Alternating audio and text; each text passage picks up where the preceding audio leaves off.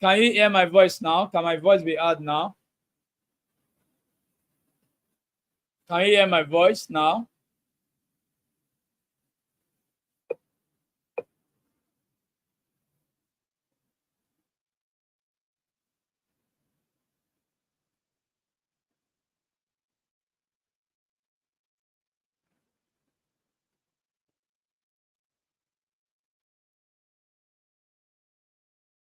So can you hear my voice now?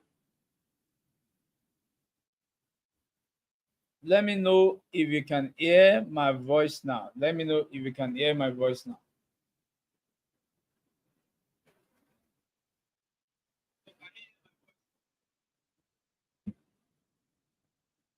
Okay. So we looked at what a candlestick is, and we define candlestick as a tool for analyzing price actions.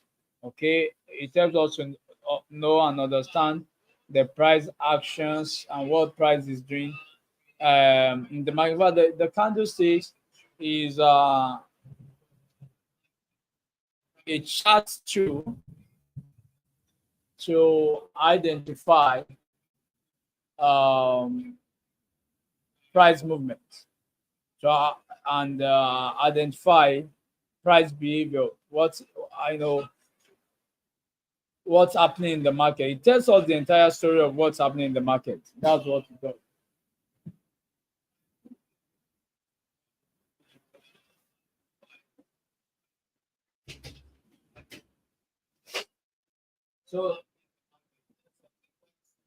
So that's what happens with the candlesticks. And then we start looking at different types of candlesticks, and we focus on these three: engulfing, pin bar, and inside candle. You know, and we did say this major price candles or price action candles are the ones we are going to use in decide in uh, determining our entries. So I talked about engulfing, and the bullish engulfing are the engulfings that we use to determine our entry, or we use to enter into a trade when the market, when it's buying. When we want to buy, we use the bullish engulfing. And what the bullish engulfing is basically indicated by a small red sell candle followed by a big buy candle that engulfs it. So when we see this at a low level of the market, it indicates a buy. So we get to buy. Then for the bearish engulfing, it involves having a small buy candle followed by a big sell candle that engulfs the entire body of the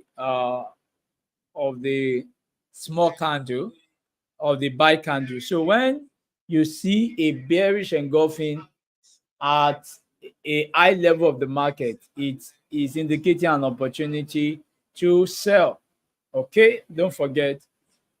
And then we talked about pin bar being like an armor kind of shape. So we say for us to buy, we need to see a pin bar like this at a low level of the market, at a low level of the market. That so when we see it at the low level of the market, it indicates an opportunity to buy. So when we see a pin bar at a base of the market, at the low level of the market, you know, in the course of and aligning with our analysis, it indicates a buy. Then when we see a bearish pin bar like this, we see the one on the left here. When we see it at a high level of the market, okay, it's indicating that a sell move is about to start. Okay, we are going to go to the chart to identify each of these cases. Then the last one is inside candle. And I told her that inside candle is like the inverse of an engulfing. Okay.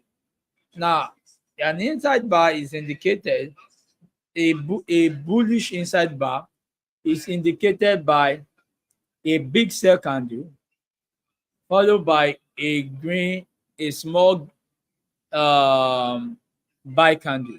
So, and what that indicates is that the sellers are letting down, they are letting off their guards, they are becoming weak, and then the bullish candle, the buy candle, becomes available. I mean, indicates a buy. So it means that the buyers are about to take over the market. That's what it means for an inside candle. Then, but you need to see a bullish inside candle at a low level of the market to indicate a buy or for you to buy. Okay. Then for the sell, what it shows you is a mother candle that is bullish, followed by a child or a sell candle. Okay. So when you see a an inside candle, a bearish inside candle at a high level of the market, it indicates the possibility of a sell taking place. Now let's quickly look at some of these.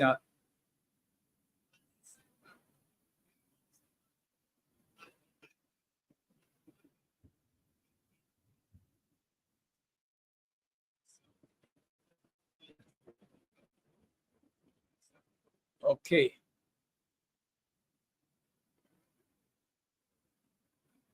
Let's look at, we find some. Okay, good.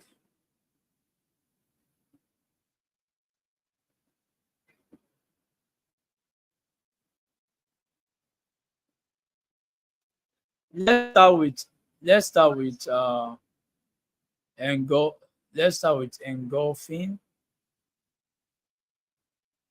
So we want to look at those level of the market where we see.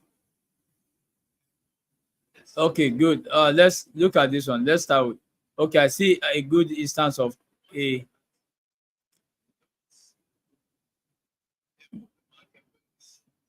now let's look at this pin bar. This is a pin bar.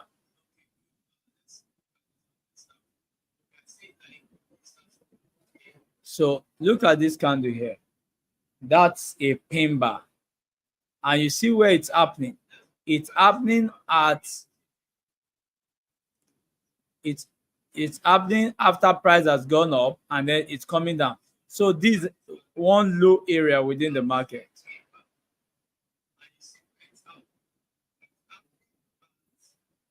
So it's a low area of the market. So you see market, once the spin bar appeared, market side indicating the possibility of a buy. So when we see a pin bar like this, it's indicative of a pin bar at a low market. Now look at a pin bar at a high level of the market indicating a sell. Here again, look at this guy here. Now this is the high level of the market. You can see this is the high level of the market. Now we see a pin bar here. So this is a bearish pin bar. The moment this bearish pin bar closed, you can see the market began to drop. Okay, see as our market began to drop. And for the bullish pin bar appearing at the low level of the market, you can see how it indicated a sell. Okay.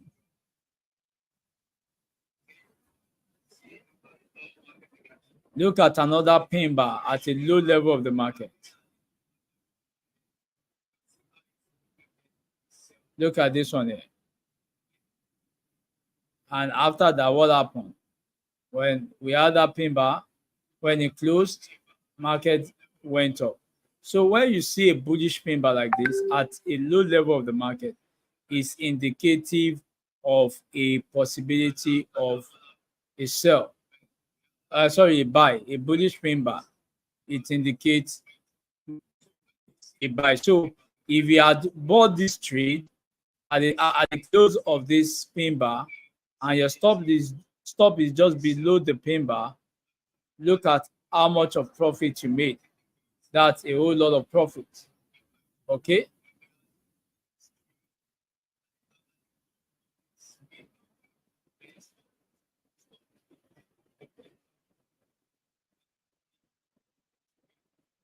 Let's look at instance of an engulfing. And I'm looking at what's happening to this guy here. This is an engulfing. If you look at this place, this is an engulfing here. You can see how this candle, it engulfed this blue candle, right? That's an engulfing. And what happened after you saw the engulfing? And you notice that the engulfing is happening where? At a high level of the market, at what you call a zone or a resistance area. And you can see how market dropped right after the engulfing.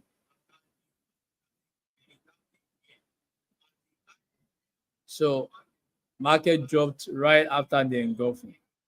Okay, let's look at another example. Look at this engulfing here. Look at that engulfing there.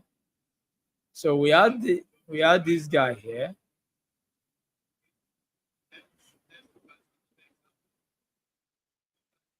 We had that guy there.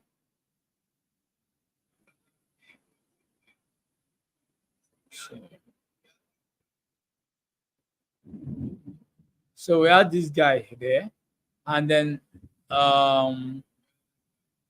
look at this big candle, big bullish candle. Okay, and what happened right after? Market began to move up. Market began, and it happened at a low level of the market, or where you call a support.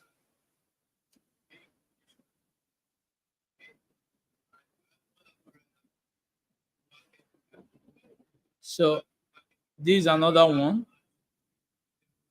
an engulfing the body of this candle. And what happened after the engulfing? Look at it. Market went up. Okay. Here is a pin bar. So you keep seeing this engulfing pin bar. When they happen at a you know,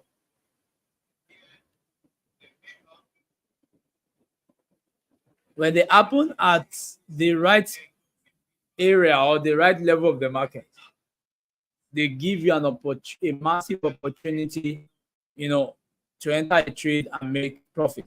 So look here, this is a pin bar and an engulfing of some sort.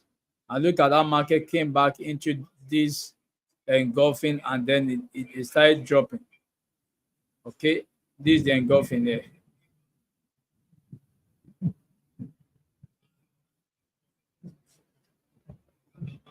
So we can go on and check this level. See engulfing here, bullish engulfing. This is a buy engulfing, and see as soon as market went up. Okay, so let's look for opportunity instances of inside bar. Inside bar, I have seen one. Look here. See the inside bar. Mother sell candle followed by a baby buy candle. That's an inside bar. And where is it happening? It's happening at a low level of the market. Okay, low level of the market. So that's why, if you look at it, that's why price is buying. You can see how market went up. Boom, market went up afterwards. Okay,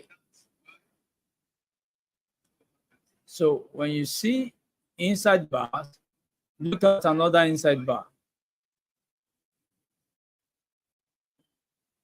This is another inside bar. Okay, happening at a resistance, as a support level or support area. So as soon as this inside bar opened up, if you are taking this trade there, your stop loss maybe a bit wide, for example, but your take profit maybe up to this level. Now let's see what happened. It went as high as 255 pips and then it dropped, and that's fine. And look at an inside bar here, or what you want to call, and this is a bearish, a sell inside bar. So we have a mother bullish candle followed by this uh small baby sell candle. So this is sell inside bar or a bearish inside bar. So what do? You enter the trade at the close of the inside of the small candle, put your stop loss above the buy candle, and then see how much profit. See how much profit that is.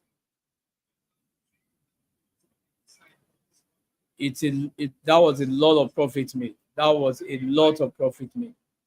Okay. So that's pretty much how, the inside bar, the price action, that's pretty how they work. Okay. So let's look at other things we looked at under module 2 before we call it a day. So we talked about the uh time frames, that we have when we are trading, the monthly time frame, the weekly time frame, the daily time frame, the 4 hour time frame, the 1 hour time frame, the 30 minutes time frame, 15 minutes time frame, 5 minutes time frame, and 1 minute time frame. And I told us that what are these time frames? The time frames capture trading activity within a frame of time. So it captures what happens in the market within 1 minute.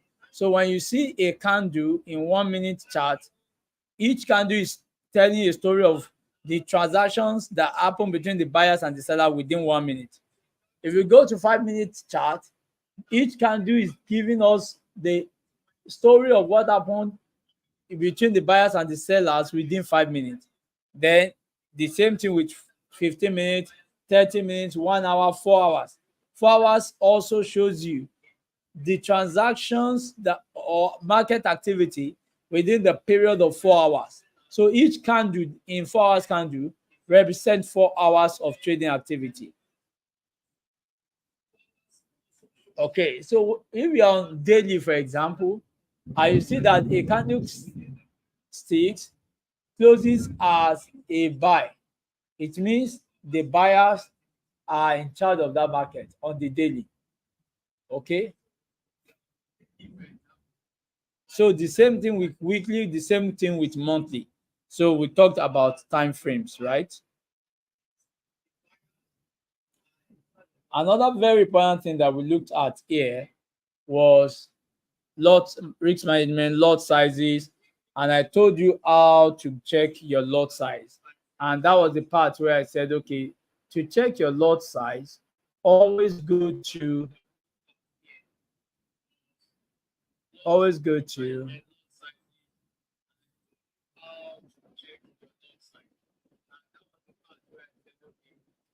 um my FX.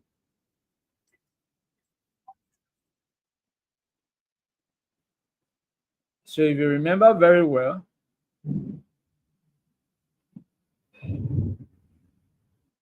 this is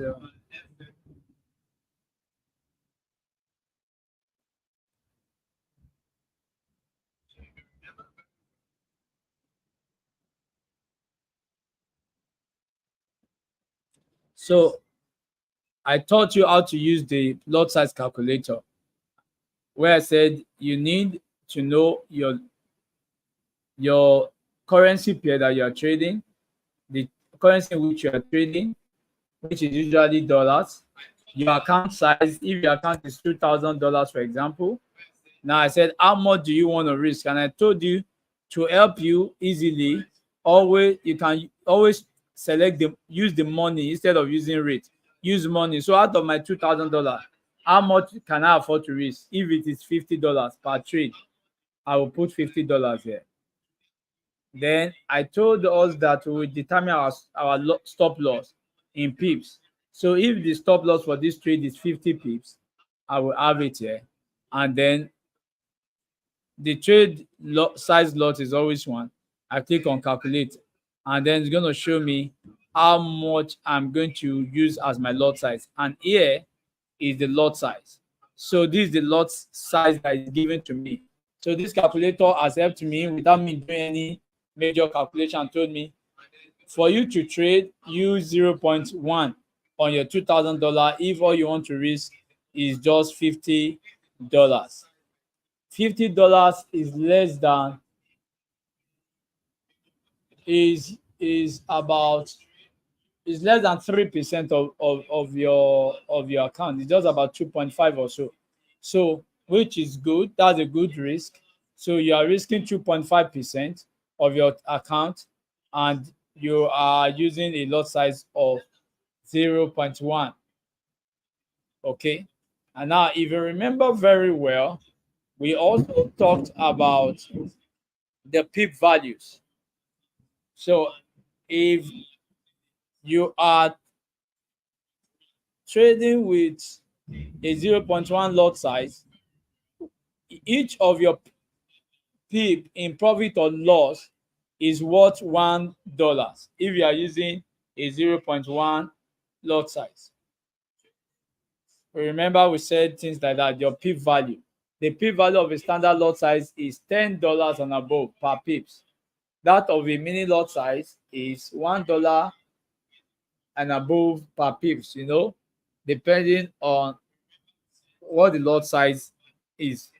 Then we said a micro lot size is 10 cents per pip, 10 cents and above per pips. Again, depending on the lot size, that the actual lot size that you are putting in. Okay, so if you use a mini lot size, which is 1.0 and above, okay, each of the pip movement there is going to be worth $1.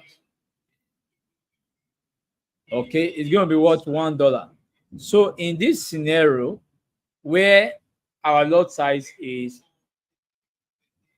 0.1, the pip value of 0.1 is $1. So if we are risking 50 pips, that means that all we are risking to possibly lose is going to be $50. That's what we are risking to lose, $50. Now, if our target is, let's say, 300 pips, we are risking 50 pips to make 300 pips. 300 pips times $1 is going to be $300. So it's like you risk $50 on this trade to make $300. So you risk $50 to make $300. That is absolutely fantastic. Absolutely fantastic trade. Do you get? Absolutely fantastic trade.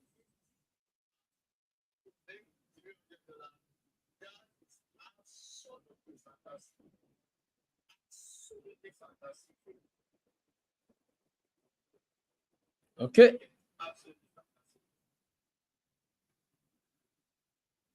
So that's the way the lot size works. Okay.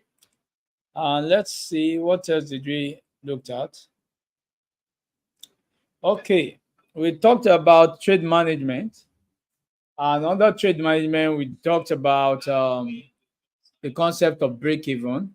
And we said break even is the point at which your trade neither makes a loss nor profit. Okay, it makes neither loss nor profit. So what happens in that scenario? A break even position is the position where you move your stop loss to your entry price. Okay, it is where you move your stop loss to your entry price. And let me look at what one of the things we need.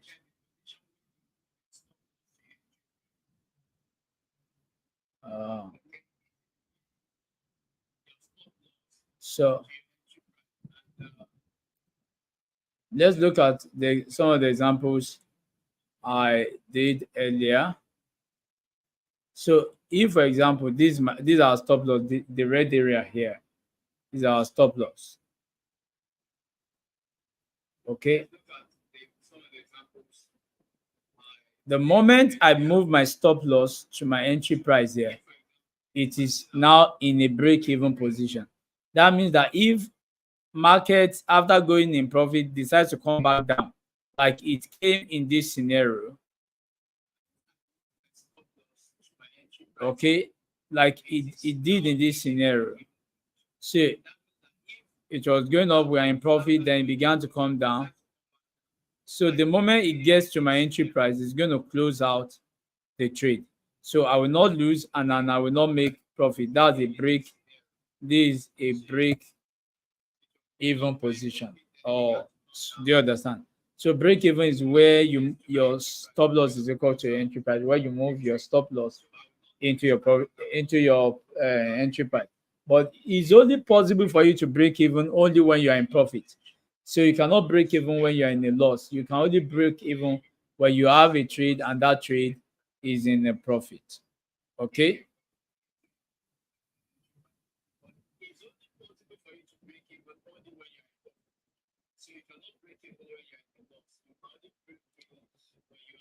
Then we talked about partial profit. And I told us that when it comes to partial profit, what we are looking at is for partial profit, what we are looking at here is we are looking at taking part of your profit. So what it means is that you are in a trade and the trade is already in profit. Okay. And but it has not got to your target, your take profit. So you can decide that, okay, I'm going to take part of the profit of my trade. So if your trade is on, let's say, your trade is in a $100 profit, for example, and it is still running, you can decide that, okay, I'm going to close part of the trade. I'm going to close $50 out of the $100 as I'm going to bank it, take it out of the profit. So I will leave the remaining $50 to be running. But once I have done that, I need to move my stop loss from where it is above my entry price or below my entry price. So as the case may be. So it's a good trade management practice. So you are in a profit, you can choose to take 50% of the profit and then allow the remaining 50% to run to eat your target profit. Okay. Okay. So I think that was pretty much all that we cover under module 1 and module 2. So like I said, this is a class just to refresh our mind about some of the things we have looked at, in the course of this program. So this is where we're going to call it today and draw the curtain. Okay. So by the grace of God, next week we are going to continue this review, and then we are going to, for those of you who are around Lagos and co, we'll probably have a physical meeting, a let me call it a physical meeting where we are going to have opportunity to ask questions, where I will be sharing opportunity within the forex space, within the financial market space that you can leverage on to make some really good income, especially at this season and time where things are really looking great in the Nigerian economy for those of us who are in Nigeria. Okay, so that's going to happen by the grace of God at the end of our class this week. So I want to say thank you guys. It's always great to have you on the call. I'm going to be seeing you in the next class by God's grace on Wednesday. Have a wonderful night rest, guys. Okay. So I want to say thank you guys. Always great to have you on the call. I'm going to be seeing you in the next class by God's grace on Wednesday. Have a wonderful night rest, guys. Okay.